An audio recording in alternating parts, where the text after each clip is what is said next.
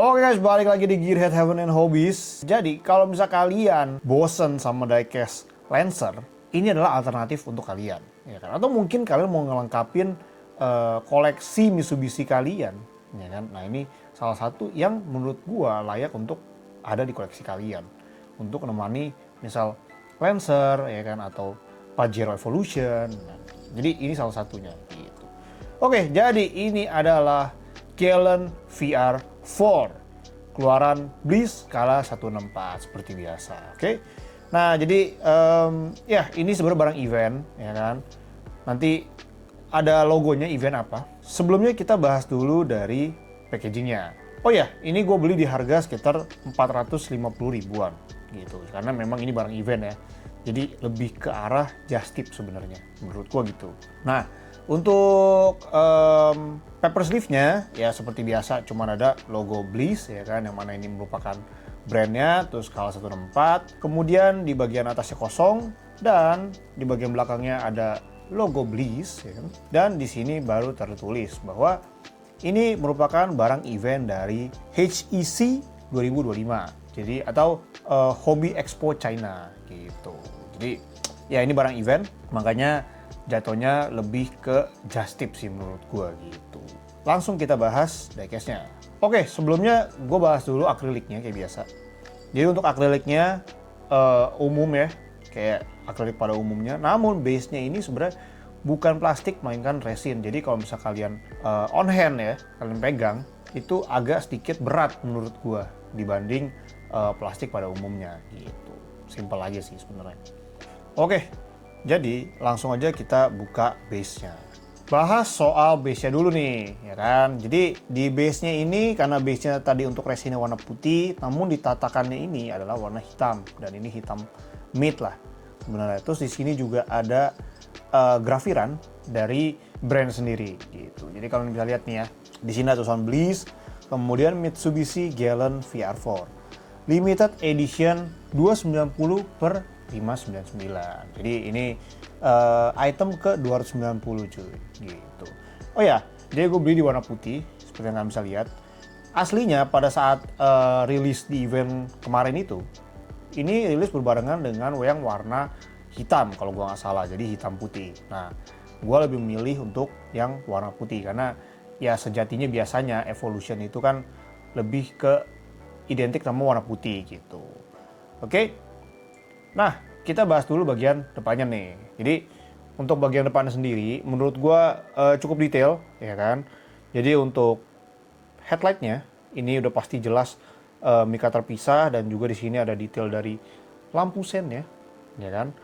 Kemudian di tengah sini ada logo dari 3 berlian atau logo Mitsubishi-nya. Namun ini bukan cuman sekedar dekal, tapi ini emboss cuy. Jadi ini benar-benar timbul gitu.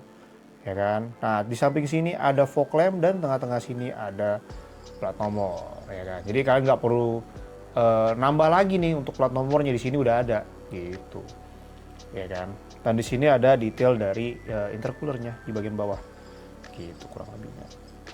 Nah, kita bahas bagian samping. Bagian samping sendiri untuk spion pasti udah paten, ya kan, di harga segini nggak mungkin spion itu masih karet, ya kan. Nah, terus kalau untuk housing jendela samping ya ini cuman hitam biasa, ya kan. Kemudian di samping sini ada detail dari lampu sen samping.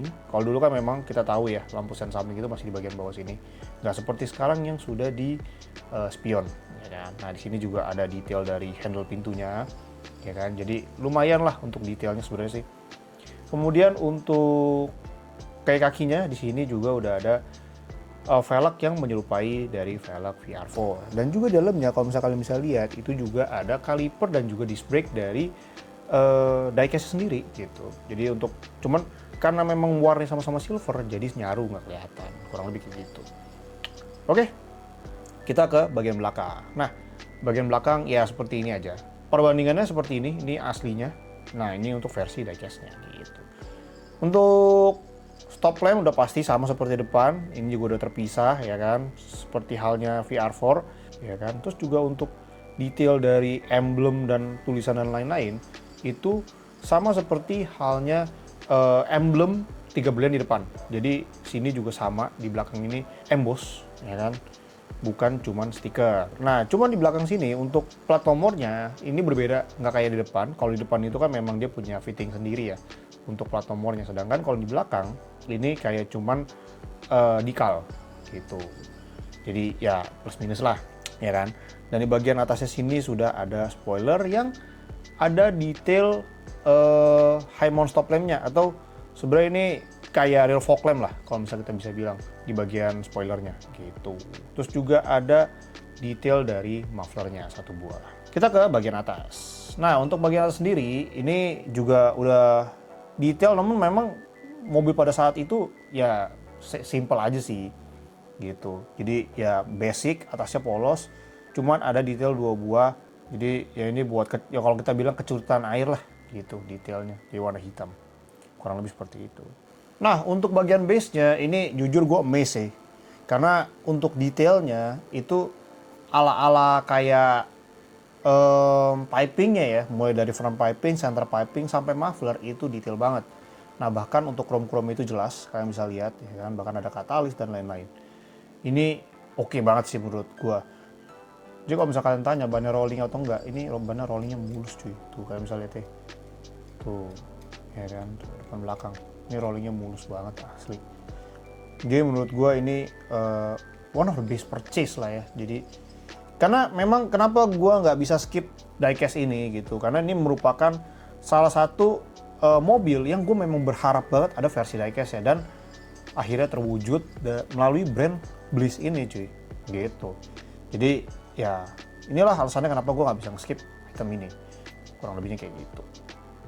Oke, jadi menurut kalian gimana nih setelah melihat detail-detail dari Galant VR4 ini, keluaran Bliss K164, apakah worth to buy? Atau memang kalian lagi mau beli, cuman masih mikir-mikir apakah worth it atau enggak, ya kan?